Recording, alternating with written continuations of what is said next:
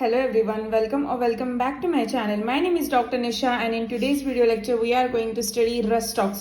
So हम लोग है ना रस्ट स्टॉक्स सिर्फ और सिर्फ joint complaints as I have written over here कि रस्ट स्टॉक्स का जॉइंट्स ऑफ राइट साइड, ठीक है, मतलब all the right side affections of the joints, right side of the body के सारे जो भी जॉइंट्स है ऊपर से लेके नीचे तक के सारे रस्ट स्टॉक्स कवर करता है. सो या सबको पता रहता है कि Rhus tox is for joints. मतलब मुझे भी थर्ड ईयर तक यही लगता था कि Rhus tox is for joints, but when I have studied it in a detail in the final year, that time I came to know कि इसका फीवर भी बहुत ज्यादा इंपॉर्टेंट है, इसका फीवर भी बहुत ज्यादा पिक्यूलियर है. सो आज मैं आपको वही बताने वाली हूँ कि है ना उसका फीवर कैसे पिक्यूलियर है. So let's start the lecture. Now Rhus tox. So Rhus tox का कॉमन नेम है poison oak. It usually comes for 20 marks, that is ये पॉलीक्रेस्ट रेमेडी है तो इम्पॉर्टेंट है 20 मार्क्स का लॉन्ग क्वेश्चन के लिए. The prover is doctor Hahnemann sir. Anacardiaceae family से ये बिलोंग करते हैं. And now will get into it. Sphere of action. So something from here it is important, right? तो यहाँ देखिए, Rhus tox acts prominently upon the organs of animal life, upon the mucous membrane, lymphatic glands, skin, muscular tissue, component parts of joint, example ligaments, fibrous tissue and tendons. ठीक है. सो है ना, अभी देखो कि है ना रस्ट स्टॉक्स कहाँ पे एक्ट करते हैं. I am not going to read the pathogenesis but I am going to explain the pathogenesis. या विल स्टडी इंस्टेड. तो organs of the life, like सारे जो भी है ना हमें यूज करने के लिए लगते हैं. Like nose is a sensory organ. It uses, मतलब बार बार हम लोग है ना सर्दी खांसी जिसको होता है, it exposes to the dust. It's a main thing which exposes to the dust या फिर इंडस्ट्रियल वेस्ट और एनी काइंड ऑफ थिंग. तो म्यूकस मेम्ब्रेन बहुत ज्यादा जल्दी से अफेक्ट होता है, ठीक है. तो म्यूकस मेम्ब्रेन अफेक्ट होता है तो क्या होता है, तो air is excessive secretion of the from the mucus membrane, that is बहुत ज्यादा सर्दी जुकाम होना, खांसी लगना बहुत जल्द से, ठीक है. लिम्फेटिक ग्लैंड्स, तो लिम्फेटिक ग्लैंड्स का अफेक्शन रहता है इनमें, ठीक है. Then skin, there is eczema present, there is rash present, there is intense itching present in the patient which is aggravated at the night और इन डैम्प वेदर. हाँ, तो ये डैम्प वेदर और नाइट में कॉमन एग्रीवेशन पॉइंट्स है, तो keep that in mind. Now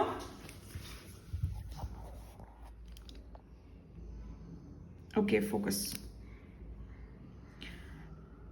now components part of joints, मतलब all joint, large joint हो या स्मॉल जॉइंट हो, सब जॉइंट पे ये एक्ट करता है. लाइक फाइब्रस टिश्यूज पे, टेंडन्स पे, फिर लिगामेंट्स पे एक्ट करते हैं. जैसे हम लोग है ना फ्रैक्चर के सिम्फाइटम देते हैं, वैसे ही ACL टीयर, MCL टीयर या फिर है ना कोलैटरल लिगामेंट्स, इनके जो भी टीयर रहते हैं ना उनको हम लोग बोलते कि है ना लिगामेंट रिपेयर करने का सर्जरी करते हैं. Like ACL surgery, MCL surgery और को लिगामेंट सर्जरी और ऑल दिस थिंग्स. सो है ना वहां पे जाने से अच्छा हम लोग है ना इमोबाइल रखते हैं पेशेंट को and will start giving the rust stocks. मतलब टीयर अगर हो गया ना वी कैन रिपेयर, बट अगर टेंडन ब्रेक हो गया वी कैन नॉट रिपेयर, या फिर टेंडन लूज हो गया we can repair that. Even the you know losing of the elasticity of the tendon we can repair that too. But अगर tear है मतलब पूरा का पूरा निकल गया है, उसका डिसलोकेट हो गया है वो अपने इंसर्शन से, तो हम लोग उसको ठीक नहीं कर सकते homoeopathically, because we can't treat the structural changes in homeopathy. That is our what we say limitations in the homeopathy which is present, right? तो ये हो गया sphere of action. Now see the fever of rust stocks. So what is in the fever? Fever, it can be given to the any kind of fever. So before going to the fever ना, मैं आपको मेरा एक है ना case था, patient है एक, तो मैं उनके बारे में ना आपको बताना पसंद करूंगी. So we'll discuss the case first, right? So एक पेशेंट आए थे मेरे पास. He was having IgG positive, ठीक है. तो है ना मतलब IgG मतलब इम्यूनिटी है उनको डेंगू की पहले से ही. मतलब he was previously diagnose with dengue, उन्होंने डेंगू फीवर से क्रॉस करके हो चुका है, ठीक है. तो पोस्ट डेंगू फीवर था उनको, IgG IgM पॉजिटिव, मतलब आप रीड कर लो वो क्लिनिकल, इसमें नहीं जाना चाहती मैं, but I am going to tell in the point with the point of view of this homeopathy, ठीक है।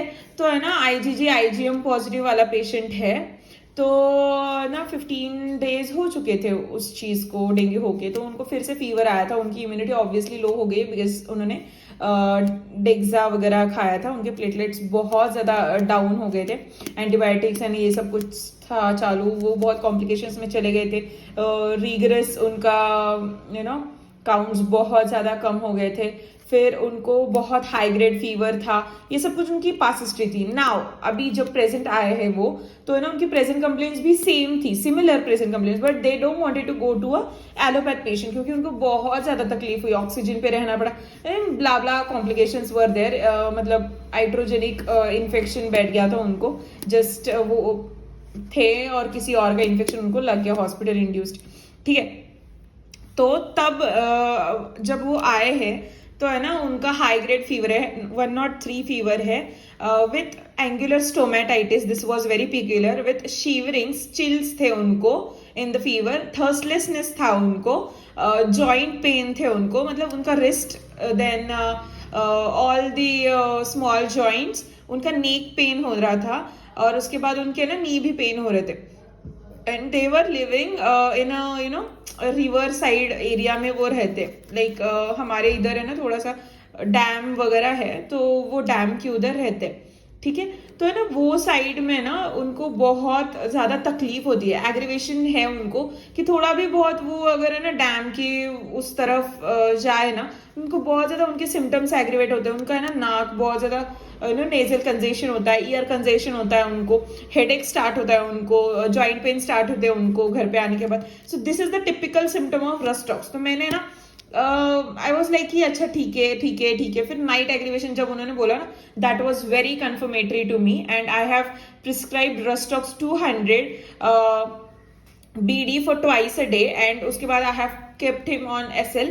His fever like gradually comes down, like 103 का स्पाइक था 100 हो गया, फिर वो स्पाइक है ना धीरे धीरे, एंड मैंने प्लसिंग पोटेंसी भी दी थी, सॉरी हाँ स्टैट में मैंने प्लसिंग दिया था, उसके बाद मैंने फिर 200 BD दिया था। आई एक्चुअली या ऐसे ही कुछ था, I don't remember much, sorry for that, but हाँ मैंने ऐसे ही उनको कुछ दिया था medicine. So he was fine by 3rd day, मतलब उनको जो फीवर स्पाइक्स आ रहे थे ना, इतने हाई ग्रेड फीवर थे, वो 3rd डे पे उनके जॉइंट पेन भी गायब हो गए थे, उनका लिथार्जी भी गायब हो गया था, उनका फीवर तो पहले दूसरे दिन ही गायब हो गया था, लाइक 24 आवर्स में तो उनको फीवर स्पाइक आई भी नहीं। फिर भी मैंने उनको कंटिन्यू करने बोला वो मेडिसिन, एंड उसके बाद ना he came to me and he said कि ना मैं अभी ब्लड टेस्ट करके लूँ क्या। सो आई वाज लाइक कि नहीं, इट इज नॉट नीडेड। तो है ना आई आस्क्ड हिम कि है ना सिर्फ आप CBC एक बार कर लो फॉर द कंफर्मेशन। तो है ना उनका जब फर्स्ट डे आया था ना, थोड़ा सा प्लेटलेट्स लो थे और WBCs हायर साइड में चले गए थे। It is like typical symptom of post dengue fever.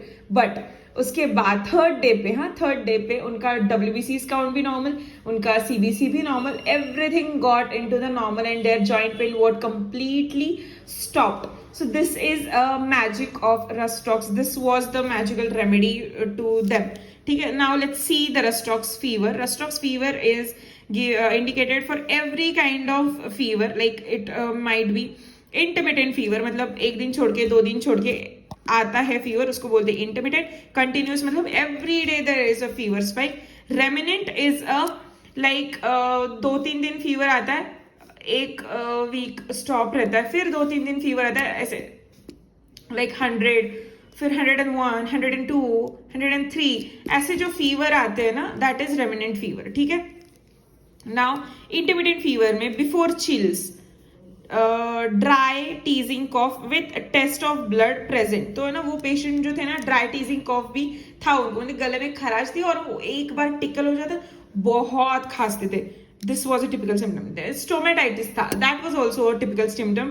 Like angular stomatitis में क्या होता है, corners of the lip chapped होते हैं, अंदर भी अल्सर रहते हैं, बाहर भी अल्सर्स आते हैं। ठीक है, during chill, cough of the same character, great thirst with tongue, mouth and throat. ठीक है, फिर heat, corners of mouth are ulcerated, there may be appearance of fever, blisters around the mouth and chin. The patient is very much restless and mental anxiety भी बहुत ज़्यादा होती है. Patient restlessness, because it is one of the restlessness trio remedy. Sweat stage, great exhaustion with relief from fever. ठीक है. Remnant fever and continuous fever का देखेंगे. The fever is like typhoid, influenza, dengue like fever. Positive factor क्या है, तो summer bathing, मतलब है ना धूप से आने के बाद इमीडिएटली ठंडे पानी से जो भी नहा लेते हैं उसके बाद उनको सर्दी या फिर बुखार आता है, you can definitely give Rhus tox 200 and you will see the wonderful results into it. This is the key to the Rhus tox. Then rainy weather, थोड़ा भी है ना झिम झिम मतलब हमारे लैंग्वेज में ऐसे बोलते हैं कि झिमझिम बारिश में हम लोग भीग जाते हैं, हमारा सिर बाल गीले हो जाते हैं, तो है ना उसके बाद घर पे आने के बाद फीवर आ जाता है मोस्टली नाइट को. You can give Rhus tox. Damp weather में फीवर आता है, एक्सपोजर कोल्ड के बाद फीवर आता है, walking in damp places, tank के बाजू में, रिवर में नहाने से या फिर स्विमिंग करने से अगर फीवर आता है, you can definitely give Rhus tox. Then mode of onset, usually there is insidious onset. ठीक है. When there is acute disease assume typhoid form, मतलब मोस्टली ना डायरिया विथ फीवर ऑल्सो इसमें आता है. फिर ऑनसेट कैसे रहता है, एक्यूट में कैसे रहता है मैं बताती हूँ. एक्यूट कैसे रहता है कि ये ना बहुत ज्यादा हाई स्पाइक रहता है उनका, एंड देन वो धीरे धीरे धीरे धीरे कम होते जाता है. और क्रॉनिक में कैसे होता है कि धीरे धीरे धीरे धीरे बढ़ता है और फटाक से कम होता है. This is acute and chronic का डिफरेंशिएशन. तो ये एक्यूट स्टेज में दिया जाता है. Then at the onset diarrhoea with beginning of typhoid. ठीक है, याद में रखना, diarrhoea with beginning of typhoid. और बार बार जिसको टाइफॉइड होता है ना, you can give this. During fever, restlessness, cannot sit in one position, must change the place. ठीक है, which gives them a relief. फिर आते हैं टंग के ऊपर. ट्रायंगुलर टिप, रेड टिप टंग है, क्रैक टंग है, सोर और इम्प्रिंट्स ऑफ टिप है. मतलब है ना ऐसे वी शेप टंग है उनकी, और उनका जो टिप रहता है बहुत शार्प है और वो रेड कलर का टिप है. बाकी वो मॉइस्ट रहती है उनकी टंग, लेकिन टिप और आजू बाजू का जो एरिया रहता है टिप का वो बहुत ज्यादा ड्राई रहता है. ठीक है. डिलीरियम उनको low muttering type of delirium. Talks about roaring, swimming, daily occupation. मतलब फीवर में ना ऐसे बच्चे जब बात करते हैं ना, ज्यादा हाई ग्रेड फीवर आने के बाद बहुत बात करते हैं बच्चे कि मम्मी मुझे स्कूल जाना है, मेरा होमवर्क करना है, मुझे टीचर ने ये बोला वो बोला. अनरिलेवेंट टॉक्स भी रहता है इन लोगों में. So you can definitely prescribe a rhus tox. Fever, blisters appear around the mouth and चीन. Obviously, I have told you about the angular stomatitis या फिर corners, cracked corners of the mouth. Then modalities क्या है? Aggravation in the midnight, damp, rainy weather. Then after fever, paresis या फिर paralytic condition of a single muscle of limb and ptosis. Ptosis is drooping of your eyelids. ठीक है, मतलब यहाँ पे भी जो eyelids के ऊपर मसल लगे हुए रहते हैं उनका drooping is your ptosis. But lower limb या फिर अपर लिम्स का एक मसल का पैरालिसिस हो जाता है. कभी कभी है ना वो मसल थोड़ा सा वक्त लेता है रिकवर होने के लिए after fever. Post fever paralysis you can definitely think of rhus tox. So yeah, this was it. This was about the Rustocks fever. I hope you like this lecture. I hope you understand what I have taught you. So if you like this lecture, then do comment, do like and subscribe to my channel. Till then, bye. Take care.